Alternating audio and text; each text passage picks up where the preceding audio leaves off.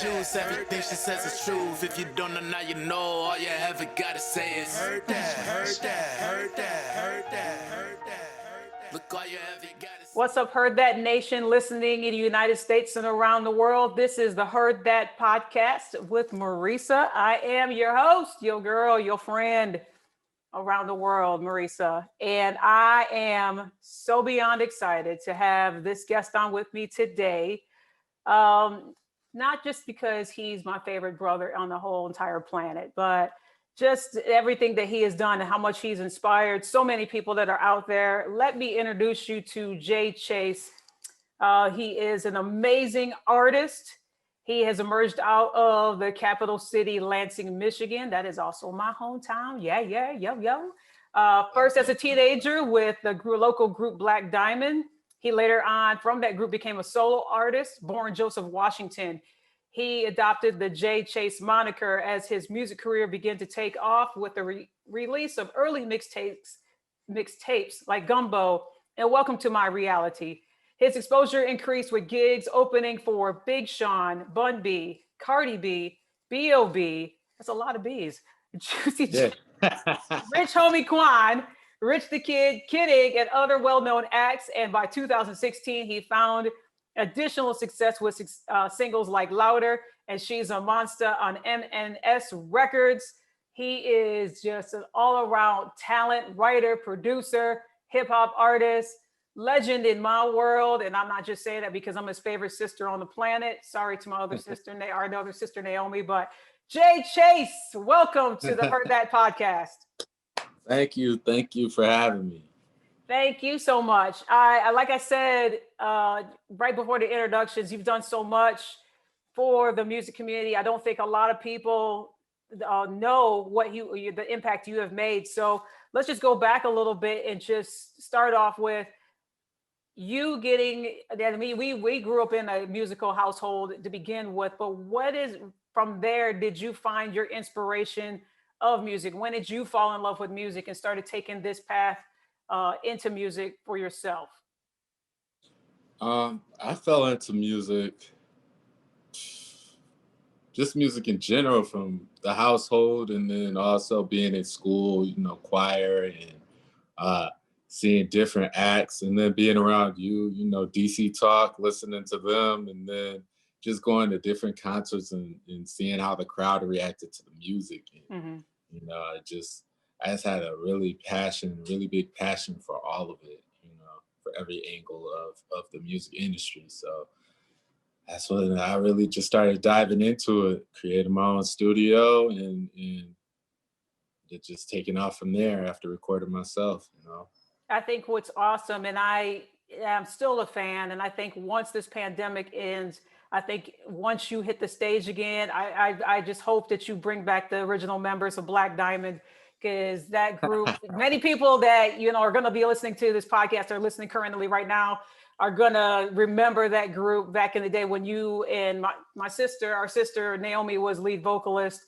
and it was such an amazing group. And I think that was powerful for me and awe-inspiring for me, not only the talent that y'all brought to the stage and the stage presence, but just the writing, the creative writing of the songs that you all had and everything else.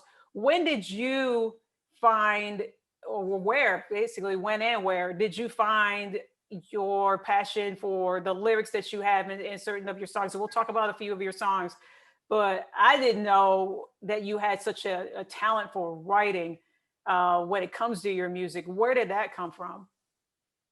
That came from just listening to different music, but also, Dad, he had poetry.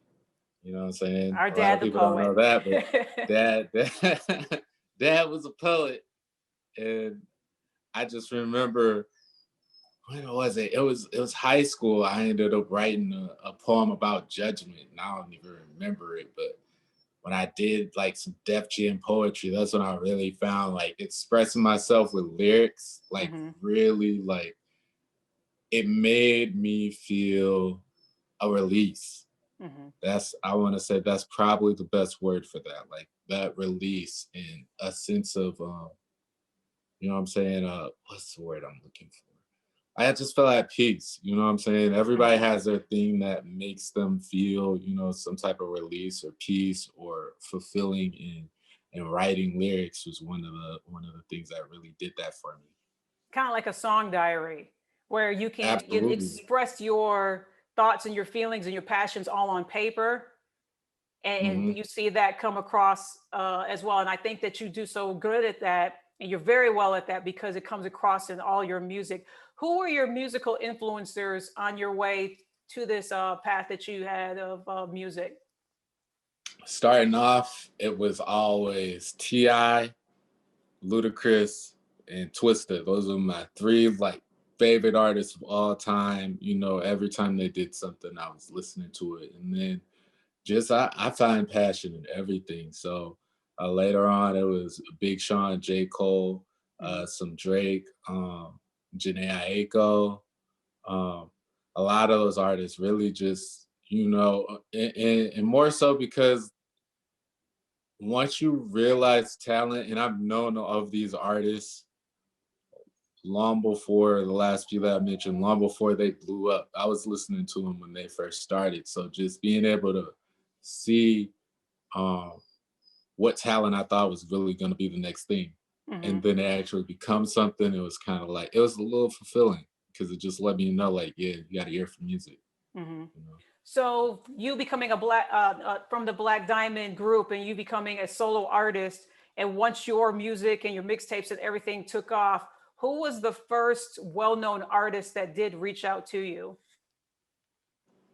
The very first well-known artist that reached out to me, That said, hey, I love your music, or um, man, I'm trying to because you've had think. so many. I mean, like Yeah. in the intro itself of who either you connected with or opened up for, all that. Like it just blows my mind the list of people that you did First, connect with. I want to say probably the very first one that heard my music and Mhm. is probably B.O.B. I want to Oh say that wow, was okay. right because a lot of people don't know with the process when you get booked for shows, Hmm. the artist and their team want to hear the music. Right, right. They gotta give you that grading pass, like, you know, okay, Hmm. this person is good, or yeah, he can open up for me at this show. So it's not just like, oh, you're dope, let me stick you on the show. It's a lot of politicking and a lot of networking, and then also looking at your music that plays a part into it. Yeah. But I say B.O.B was probably the first one. And how did you feel when he, heard your music, and, like you said, they gave the nod to, okay, this guy's really got something. He's got a big talent and everything. Like, how did you feel as an artist, hearing that? And then how did you feel as an artist where you were uh, basically through the connections? Like, and this is a two-part question. How did you feel when you got that feedback from him, and when you opened up for various artists that ended up finding out who you are as an artist? Hmm. Um, it felt fulfilling, Hmm. you know, to see that somebody who I respected, you know, loved my music and respected me as an artist. Hmm. Um, and then what was the other part of your question? I was I saying, forgot. when you opened up for these artists, like some of the ones you did open up, you opening gigs, Yeah. uh, when they connected for you, how did you feel, opening up for them? Actually, let me retract that. Who was out of the list that we I talked about in the introduction? Who was your favorite person to open up for, and why? Okay. Favorite person to open up for. I gotta say, let's see. My favorite person to open up for, honestly, I gotta say probably Cardi B.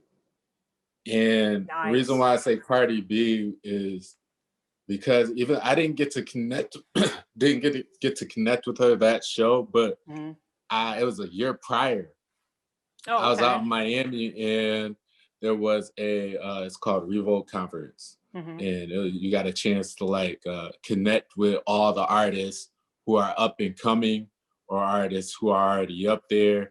And at that particular time, Cardi B wasn't really she didn't release her hit single that everybody knows her for. She was still, working her way. Mm-hmm. And so just being able to connect with her on that level and talk to her a little bit and even get a picture with her, it was nice. Um, and then just that following year, you know what I'm saying? Mm-hmm. Following year, same state, same city on the same stage. You know what I'm saying? So it's like somewhat kind of irony behind it all, but it was Mm-hmm. pretty dope, you know. She's That's always been pretty wow. down to earth. Mm-hmm. You'll know what she's feeling when she talks to you. You see that all on her social media platforms. Like she will say what she's thinking, whether Mhm. it is something that people need to hear, that they don't want to hear. She will hit that nerve. She will be talked about. I mean, she'll release something in regards to like her child or, a music or a project or just some general off the cuff topic, but it will attract a buzz. That's the common thing of Absolutely. all of our stuff that it just is And so that's one of popular. the things that she's said too. And really it's just like the people don't understand like with the music, you have to always be yourself. Hmm. You know what I'm saying? One of the best advice that she's gave me, or she's even told the group of us, because there was more people there, she was just like, be yourself. She was trying to be like everybody else, and it Hmm. wasn't working. But the moment she started being herself, that's when she grew into who we know today. You I know, think that's so important on everything in every level, especially in the music industry. You got to be authentic because authenticity matters. That person that is looking up to you or following your music and seeing you on your social media platforms, they'll know immediately if you're just putting on a dog and pony show or if you're being your true self. I think that Mhm. is what you're doing with your music and the followers and the fans that you have. Um, Tell me any current projects or any music that you're working on. I know that concerts and everything has been put on hold for since the rise, unfortunately, of this pandemic of March of last year. Yeah. Has there been anything that you've been working on personally, music wise, that you have released or you're going to Music release wise, soon? there. Music wise, I'm working on this project called Chapters. Hmm. We're actually taking our time with this particular project. So the Hmm. songs are done, music is done. So the next thing we're working on is putting the story together for the project. Hmm. So Chapters it's been a lot of things that have happened since the last release from our project. So Yeah. I wanted to make sure with each of these songs, like it's telling a story. And I want you to be able to follow along with the music videos. So working on that. I actually was fortunate enough to be a part of a movie that's coming out soon. I'm waiting to see the details, but they had casted me as one of the main characters for the movie, so I thought that was Nice. pretty dope. Uh, but other than that, just really trying to hone in on getting these videos together and then work on the marketing. You know what I'm saying? Hmm. That part of the thing. So that's one of the main things as being an independent artist. You got to make sure you got everything down. You Hmm. got to make sure you're marketing your music. So many artists around here will make a song and just put it on for Instagram or wherever, Yeah. SoundCloud, and then think it's just gonna blow. No, there's a lot more tricks to the trade with this with the marketing for stuff. So I like that you said that because you got so many people, and I'm sure that they hit you up all the time in the DMs or text or comments or on your social media or, however they can reach you that are inspiring artists, that are aspiring musicians that want to get started in this industry, that want to get started in this business. And again, I think personally, this is the best time to create and to pursue your dreams and pursue your passions. So, what would your advice be um, that to that person that is wanting to start in this business, in this industry, and just go for it? What would be your advice as far as that? My advice is start. You know, a lot of people try to put a date on it or try to say when this gets right, Hmm. or I'll wait until this situation, or no, just start. Just do it. Yeah. You know what I'm saying? There's never a right time to start.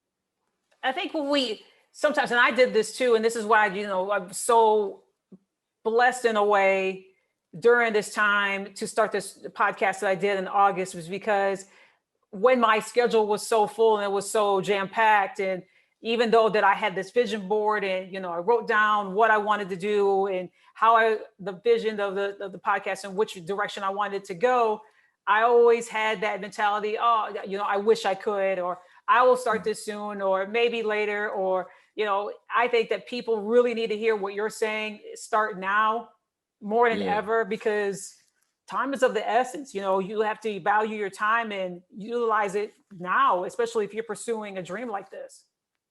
absolutely. I mean, you got 24 hours in a day. Hmm. Everybody spends this differently. You know what I'm saying? Hmm.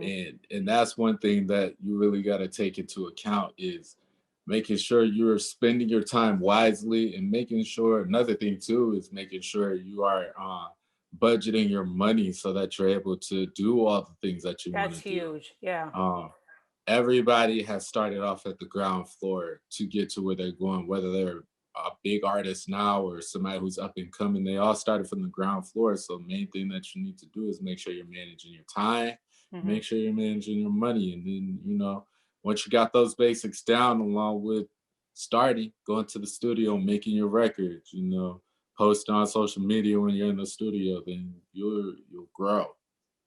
It's just about consistency in this game. That is. I think I want to go back to one of the projects that you had, and I believe, and correct me if I'm wrong, I think it came right around the time of the unfortunate death of George Floyd.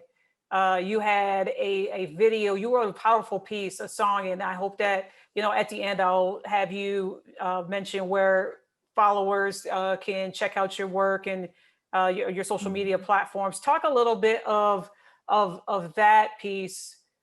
Like I said, people need to check that out, because I think it would be best described from you, of the cause of why you did it.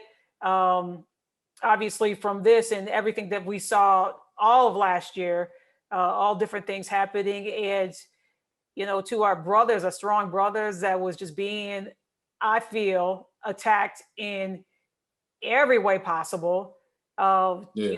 To talk to the listeners and tell them of the video and that project that you worked on. Well, that particular song is I labeled it "Life of a Black Man," and Hmm. that between George Floyd, there's Ahmaud Arbery. Uh, there's been a lot of situations that have it weighed on me, and then just to see, like, you don't really even have to be doing anything Hmm. to lose your life these days, from police brutality, or just from whatever the case may be. And so just me seeing those acts, I needed to release. So I made the song called "Life of a Black Man," and it's just it's showcasing what Ahmaud Arbery was doing when he was killed. He was jogging. I mean, there's a lot of technicality behind that. Oh, he stopped somewhere. Yeah, he stopped. He looked at a house that was being built, but a lot of people looked at the house that was being built. Hmm. And for someone to feel like that was just cause to chase somebody down and gun them down, that's crazy. Hmm. And then you got people who don't want to even acknowledge it, but it's getting really harder now to not acknowledge the fact that there is a difference when it comes to people who are of color, being Hmm. around. So a lot of people may not feel comfortable or might feel some type of way, but it's an issue in this country. And making that song, I was hoping to bring some type of light to the situation, and hopefully in my way try to spark some type of change and awareness, and bring Hmm. awareness. Because man, And they even get a little deeper on you because of everything that's been going on. And this is how powerful social media is, and people won't even know. But I just remember I was driving one day and police pulled me over. You know what I'm saying? I see the lights or whatever. And I kid you not, I don't know why, but I was shaking. I was good. Car's paid off. I got my license and registration. My car has insurance, proper tags, everything. But I just started shaking, and I really didn't understand that. And then the police officer was a lady. I rolled down my window, and she was like, "Are you okay? Why are you shaking?" Like I don't know. I just wanna make it home. You know what I'm saying? And Mhm. I'm thinking that affected her too, because she's just like, man, people are really afraid of the police. It's like, yes, you don't know, you don't know what could set somebody off. You don't know if somebody had a bad day. You don't know what the case. You know what I'm Right. saying? And Right. so just knowing that anything's a possibility when you get pulled over is really deep. Mhm. It's somewhat traumatizing, and for it to affect me, somebody who I stay out of the way and take care of business, Mhm. that screams a lot, you know.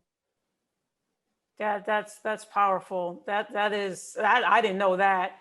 When you did get home that night, I want to know your thought process, because when you got home after all of that, and people that I've talked to, and I talked to, several black men that had encounters with the police, whether it be, they get pulled over for speeding, or just get pulled over for something wrong with their car, or a busted taillight or whatever, and having to go through that similarity that you went through. I asked some of them, how did you feel once you stepped foot into your house? And I mean, all across the board, the same answer, given so many ways, but basically the same answers that they gave was they saw their home in a whole different view. Absolutely.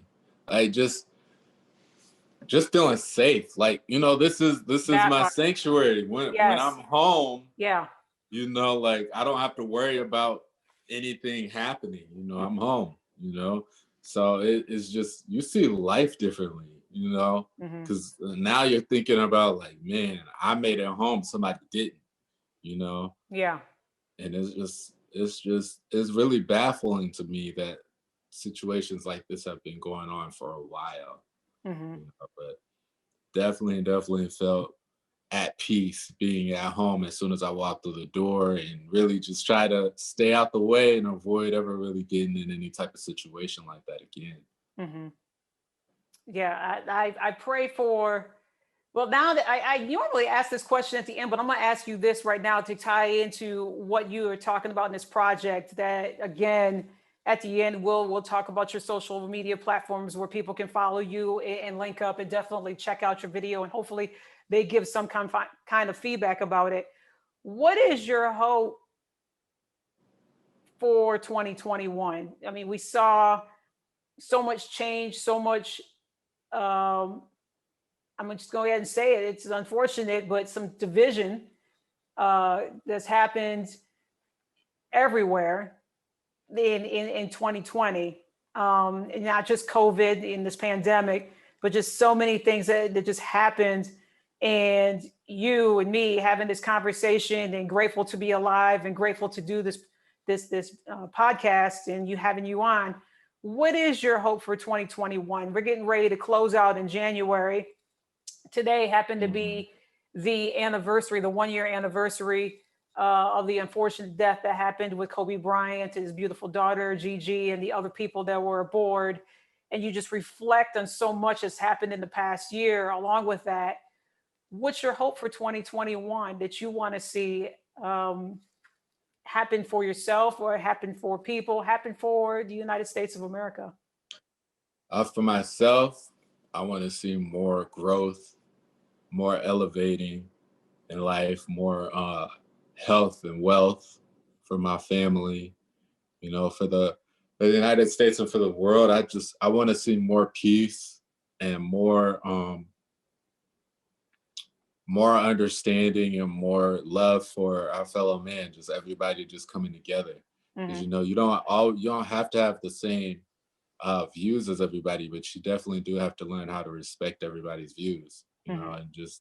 and just find peace in that. Like 2020 made everybody sit down. And Everybody was on a big timeout. really, like when you're on the sidelines and you just watching life from Yeah. home, you really like get to see everything.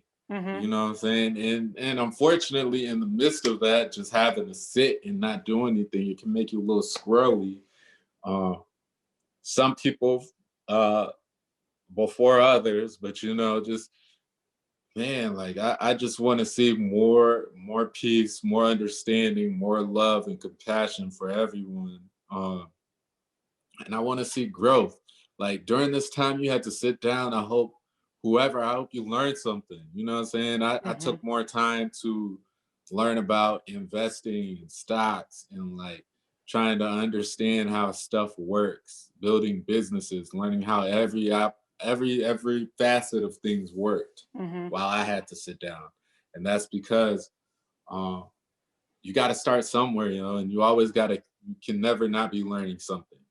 I like that you have taken that journey into investing that you've talked about, and you found some passions from that. Just taking the time to study it and look at it and everything else. How did you get involved in investing? Did somebody recommend it to you, or you just happened to be scrolling on the internet? I mean, how did that evolve for you? Um, well, it partially involved with coming into coming into some more money, and you know the first thing people want to do is spend it. Mm-hmm. um I also wanted to find ways to make my money work for me, so I Mm-hmm. started YouTubing. Some things like my mom and dad have said is like Roth IRAs, Mm-hmm. you know what I'm saying, and savings. And it's like, all right, Roth IRA savings, what else? What other ways can I save money other than putting it in the bank?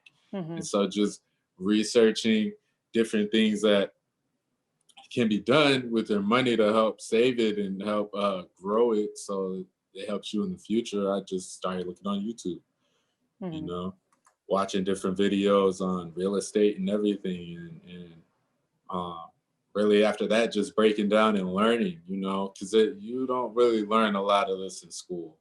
And if you do learn anything, it's That only is the in what truth. Yeah. you learn like a semester or one class, Yep. you know, but I feel like they really should be drilling it into you just like they drill math, science, you know, English, Mm-hmm. history. Um, they should be drilling finances into people on the regular. You I know? agree with that. I think that there shouldn't be such a time where for kids and for teens, and so that that parents wait until they get a certain age, when they get a job, when they get a career, for them to to talk about saving money and investing and all that stuff. I think it starts now. We're seeing it all on TV. These Credit cards and all of that stuff. Yeah, these young kids, they're having their businesses and making beverages, or they got t-shirts out, or some kind of lines of fashionable things, and they're all like only like 8, 9, 10, 11 years old. Yep. I think This that's this fantastic. world, before you used to have to wait till you turn 16, Yeah, 14 to get a job, something like that. And now it's like, yo, I I'm going to can, create the job and I'm 7 years old. yeah, I can literally make a PlayStation account, log on to an app called Twitch and play video games and make money because people will watch you play a video game. Hmm. That's incredible, right? I just find Like that so amazing. this world has become very limitless to how you can make money and Hmm. when you can make money. I mean, you can Uber, it's an app. You can turn it on any time of the day. Hmm. You gotta make some money, you Yeah. know?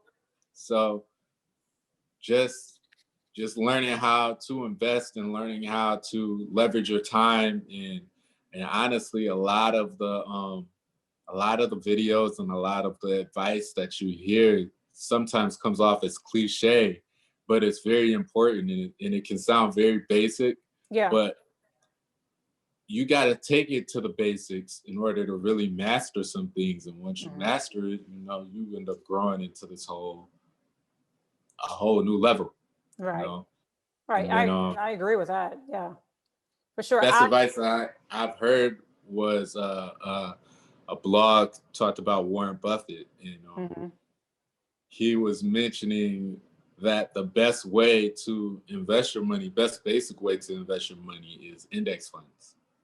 You know, a lot of people think you got to have like pick all these different stocks, but he's saying index funds are the easiest way to invest, and you get a decent return on your money. I'm not a financial advisor, but this is from somebody who's made millions, billions of dollars. You know, Trust me, they're saying, hey, you're dropping all kinds of gems. I'm sure there's going to be people out there that's going to be taking notes and and hitting like you up in the DMs like, index so how funds. did you? Right. Like, yeah, Warren Buffett said he had $1 million bet that he won, and he was like, pick whoever your top financial advisor is and have them do all their stuff. He said an index fund will outperform any of the best financial advisors that's going to be out here picking stocks. And he won that $1 million bet.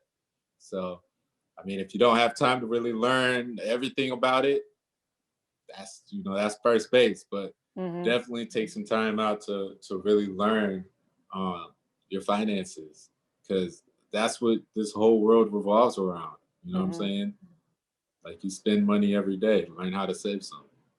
There it is. And that's some sound advice. And hopefully the person that won that big jackpot in Novi, Michigan, one, I hope they're related to us. Two, Yeah, exactly. you know, that they surround themselves Pepper. with, right, they surround themselves with some wise financial people in their corner. I want to talk about, and hopefully this business of yours gets on the stock market someday too. It's MNS Records. How did you start that? And the name MNS. There we go. Yeah. MNS Records. That's Money Never Sleeps. And the whole thing really is MNSNDI. Money never sleeps, and neither do I. And it just stemmed from like, just, you know, I always been a hustler. So my sister can attest to this. I can attest Like, to it. Yes. while working on the music and getting the music out here and doing shows, I also have a regular job that I do. You know, I go 4 days out the week. I'm working there. Then I also have a recording studio. I'm running a recording studio, and I do videos for people on the side as well. And I do some merchandising. So there's like, they say millionaire has 7 different ways they have income. So that was my thing, finding out which ways I can make money. And, you know, and knowing that money never sleeps. You make money any time of the day, any hour of the day. It's always moving. There's always some type of money or transaction happening, you know. So that's where that name stemmed from. But it also came from working with my business partner, Anthony Stewart. I believe we were out at a show. So I was actually opening up for YG in Chicago. And after the show, I made some money doing that show and everything. And it was like 2 a.m. We're just sitting there talking. I'm like, yo, we made money at night. You know what I'm saying? We got some money to be made when we get back to Michigan. You know what I'm saying? Money never sleeps. You know, and then just thinking about that, I'm like, all right, yeah, that's a thing. That's a thing. So it ended up growing. You know, that was our little saying when we leave, when we get done with the meeting, we'll just be like, money never sleeps, and neither do I. You know? I absolutely love it. I love it. So that people can connect with you and follow up on your music, go ahead and drop all your social. How can you gain new followers, respectable followers? I mean, I'm always going to be a lifelong follower of you, but drop them socials on there so that people can connect with you on all your music and new things that you're doing, as well as all these advice on investing. I'm sure that you're going to gain a ton of followers because of some of the stuff that you talked about today as far with investing. Yep. So check this out. You can follow me on all social media, Twitter, Instagram is really my primary one. Facebook, I got a fan page. All of that is J Chase, and that's the letter U J CHASE. J Chase. You follow me on there. I got the website jchase.com. The letter UKNOWJCHASE.com. You can follow me on there as well. So, lock in. If you see this interview, leave a comment, reach out to me. I love to hear from new people, and I love, having some enlightening conversations. You know, definitely love sharing knowledge and gaining knowledge, And now also, thank you to my lovely sister, Heard That podcast. She's killing it. And I'm very proud of you, sister. You've come a very long way in making your dreams a reality. And I'm so grateful that you had me on your show. You're not going to make me cry on my own show. It's not happening, sir. No, not today. But I love you. Big things. Yes, you got to dream big. Always got to dream big, and everything that you want to pursue and do, and your goals and your dreams and your passions, you always have to dream big. And I'm so proud of you, not just from a big sister, but just what you're doing, how you're helping people, how you give, how your heart is. It's so amazing. And I'm just forever proud of you. And again, I cannot wait for this pandemic to end because I want concerts back more than ever. I cannot wait for live shows. You and me both. I'm ready to hit the stage. I'm ready for live shows. Like, hey, how's everything going over there, guys? I see all my DJ friends, they're DJing to the subs at home on Facebook Live. I'm like, oh, y'all. Let me tell you something. These DJs, and shout out to, I don't know if you follow him on IG or not, but shout out to D Nice. When I tell you the day that I was furloughed is the day that he started his set on, I believe it was St. Patrick's Day, March 17th. I went in one more day, the handover keys on March 18th at the job that I was at. But when he did the set and 100,000 people were following that night, music definitely had a voice. Like, it connects us all. It makes us feel comforted. It makes us feel good. The music set that he was playing and everything else was just absolutely crazy. And shout out to him and every other DJ and artist that have been doing stuff since. DJ Cassidy will pass the mic. DJ MOS, he's been doing this. His wife, Kiss the DJ, I've been following her. Just so many amazing, just DJ Chaotic that I hooked up with when he came up to the job that I was at when they were hosting an event with 50 Cent. They've been, I mean, music on all things just makes you forget about, for the moment, either been an hour or 2 hours of all the crazy that's going on. And I applaud them for utilizing their platforms to do all of that. And I'm so grateful, and I'm grateful for you of what you're doing and what you're going to do, and keep up with these amazing projects. And I look forward, as well as everybody else, I know it is going to look forward to so much stuff that you're going to be having and happening this year and beyond. So thank you, J Chase, for coming on the Heard That podcast. Thank you. And thank you so much for tuning in, everybody, to this episode. And as I always end the show, take care, stay safe.